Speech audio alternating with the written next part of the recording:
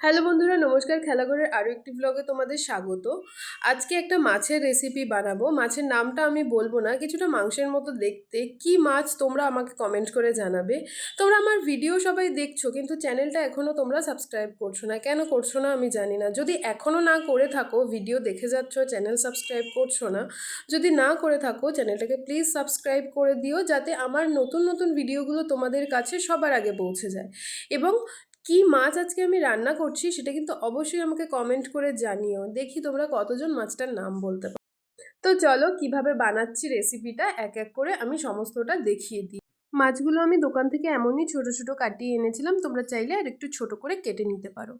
এখানে আমি পরিমাণ মতো আদা, রসুন, পেঁয়াজ এবং 4-5টা শুকনো লঙ্কা নিয়ে নিয়েছি এবং 1 চামচ মতো জিরে নিয়ে নিয়েছি।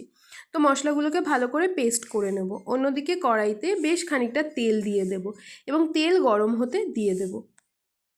তেল ভালো করে গরম হয়ে আসলে ওইদিকে আমি মাছে নুন হলুদ মাখিয়ে নেব এবং তেল ভালো করে গরম হয়ে আসলে এক এক করে গরম তেলে মাছগুলোকে আস্তে করে ছেড়ে দিতে হবে। এক্ষেত্রে খেয়াল রাখতে হবে তেল থেকে একটু দূরে থাকতে হবে, কেন কি মাছ ফুটে গায়ে আসার চান্স আছে। তো চলো মাছগুলোকে এক এক করে তেলে ছেড়ে দিই। এরপর মাছগুলোকে উল্টে পাল্টে বেশ কড়া করে ভেজে নিতে হবে। খেয়াল রাখতে হবে মাছটা যেন কড়াইতে লেগে না যায়। আমার কিন্তু এখানে কড়াইতে মাছ লেগে গিয়েছিল। তোমরা কিন্তু এক্ষেত্রে একটু সাবধানে রান্নাটা করবে, যাতে কড়াইতে লেগে না যায় মাছটা।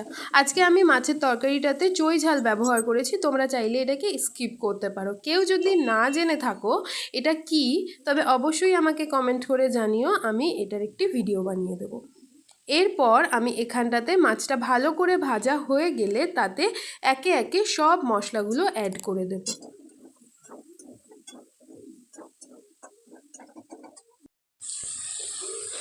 এরপর এটাকে ভালো করে কষিয়ে নিতে হবে, পুরো মশলাটা যাতে ভালো করে ভাজা ভাজা হয়ে যায় এবং মশলার গা থেকে যখন তেল ছেড়ে দেবে তখনই এতে একটুখানি ধনেপাতা অ্যাড করে দেবো। এরপর আমি এখানে 1 বাটি জল দিয়ে দেবো। ব্যাস তৈরি হয়ে গেল ঝাল ঝাল লাল লাল মাছের তরকারি।